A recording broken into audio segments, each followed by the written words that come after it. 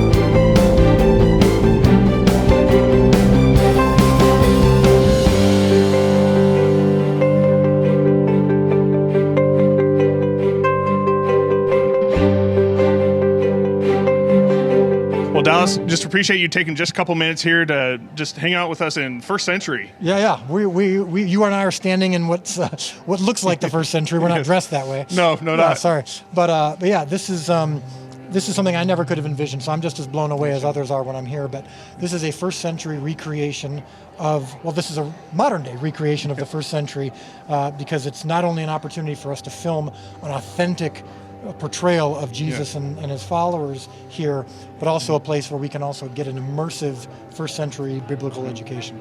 Well, a lot's happened since we're here in, I think it was June for the feeding of the 5,000. Yeah. It doesn't seem like it's been 4 months already, but here we are. Yeah.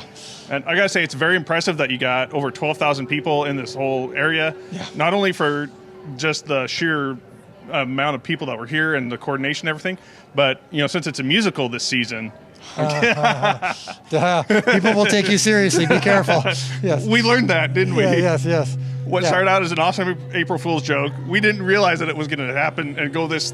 What was it, like 3 weeks ago? We had to have another post saying like, "Hey guys, that's not the case." Yes. There was a post done about season 3 being a musical, and we have some very earnest fans, very passionate fans, and I think they might not have noticed the calendar per se, and we're very concerned at first.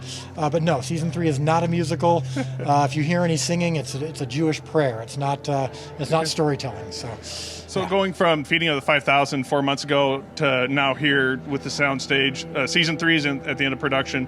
What's that journey been in this last few months wrapping up season 3, and what do you expect from this soundstage, from this set, moving forward into seasons 4 and beyond? Yeah, well, the getting here has been extraordinarily difficult. I mean, there's been supply chain issues, COVID, all of that slowed us down. I think the lessons that are learned in season 3, which is the theme of season 3, is "Come to me, all you who are weary and heavy laden, I will give you rest." Well, the weary and heavy laden part experienced in season 3, and we've been experiencing it. That said, we're on the tail end of the struggle part, and now we get to enjoy some of the fruits of our labor. And seasons 4, 5, 6, and 7, we want to make full use of this place. It gives us an opportunity this was built to our specifications as opposed to trying to use someone else's and crowbar it into making it work for us. The sound stage is extraordinary. It gives us the opportunity to use it when it's raining, because I don't know if you know, weather in Texas is good for about 5 minutes, and then it's bad for about 5 minutes, and then it's good again. The joke is, if you don't like the weather, wait 5 minutes and it'll change. We experience that extraordinarily, and but the sound stage allows us to control our circumstances better. But this whole set is amazing, and who knows? Maybe there's more shows and movies to come. Well, and since we're a music organization, I've got to ask, of all the seasons, seasons 1 through 3, we had the feeding of the 5,000. What has been some of the most memorable music guests that have come through, whether it be the specials or events or whatever? What has been some of the music that has been special to you guys? Well, it starts with our score. I mean, the composing of the score is done by Dan Hasseltine and Matt Nelson. Dan Hasseltine's the lead singer-songwriter for Jars of Clay, one of my favorite bands of all time, impacted my life significantly. That kind of establishes the voice of the show. But we've also had a bunch of amazing worship leaders and other musicians who've been influenced by the show. And what's so cool is that I've been influenced by them. I've been led in worship by Phil Wickham, by Matt Maher, and to see Phil Wickham and Matt Maher writing songs inspired by the show, or leading me in worship, or leading our viewers in worship, because The Chosen is not the end game. The Chosen helps you know and love Jesus more. But what's the end game from knowing and loving Jesus more? Worship. And that's where Carrie and Cody come in, and Phil and Matt and so many others that I can't even mention now, but that have been so instrumental in helping people have a place to go with their love and knowledge of Jesus. All right, so as we wrap up our time here, what is a sneak peek that you can give us for season 3? What can you release out that we haven't snuck out yet? Let me Can think. we get any spoilers here? Any spoilers? Well, I will say this is the season where Jesus sends out the disciples 2 by 2. There's this really interesting passage in Scripture where the disciples, for this brief period of time, while Jesus is here, have the authority to heal people and cast out demons and preach and all this stuff. And we capture some of that in this season. And with that comes a lot of confusion. And so we explore some of that. You think of little James, who's handicapped, wondering why he's healing others but isn't healed himself. We explore, like, okay, I had this authority, but I feel like a fraud. I'm not good enough to do this kind of thing. So we get into a lot of that this season. That's awesome. Well, I just appreciate you stopping by here, Dallas. Yeah, thanks. I'm so glad you got a chance to be here.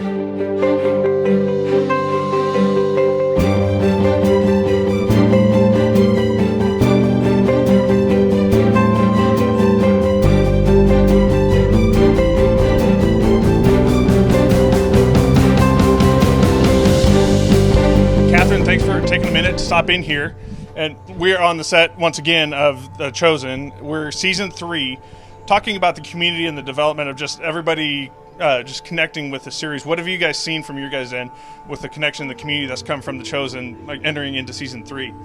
The beauty of what's happened with The Chosen has been completely fan supported, from not only pay it forward support to make the physical production happen, but the groundswell of community of sharing one to the other, saying, you've got to see this show. 99% of what we've been doing has been organic, just word of mouth, the groundswell. And then from that, we were able to build, and now we're doing it globally, which is hugely exciting. And what I love most about the community aspect is just the amount of different faith backgrounds and worldviews we're hearing from that are saying, this show is changing my life. I might not be a Christian, but I'm sure I'm a student of Jesus now because of this show. And that to us is just so amazing to hear. So we had the feeding of the 5,000 here, was it 4 months ago already? And what have we seen in the meantime of the involvement with everybody coming in from the feeding of the 5,000? Over 12,000 people came and descended on not this particular location here, but the campus here. And what's the engagement that you guys have seen from this? I think what blew us away the most about the Feeding of the 5,000 event was that we had every state in America represented. We had 36 countries represented, of people paying their own way to partake in this extraordinary scene, you know, the greatest kind of miracle that happens scripturally for many people, and it's Feeding the 5,000. And so from that, we saw just such a coming together. And so many of the background actors that came and partook donated their costumes to the show. Oh, really? And so their costumes will live on for, you know, a number of years as we finish out the remaining seasons of The Chosen. So what are you expecting when season 3 comes out? Season 4, 5, 6, 7? Yes. Hope maybe 50. See if that ever happens. What are you expecting, you know, the community? How do you expect the community to respond? What engagement do you expect from the community as we go forward here? So we're about to roll out season 3 theatrically on November 18th. From there, we will do a full 7 seasons. After that, we're already starting to build out the Chosen universe with other television series. So the Chosen universe will continue. The Chosen specifically will only just be 7 seasons, but we'll take it far past that, which is hugely exciting. Well, that's very exciting, and just want to say thank you for spending a couple minutes here. Thank you.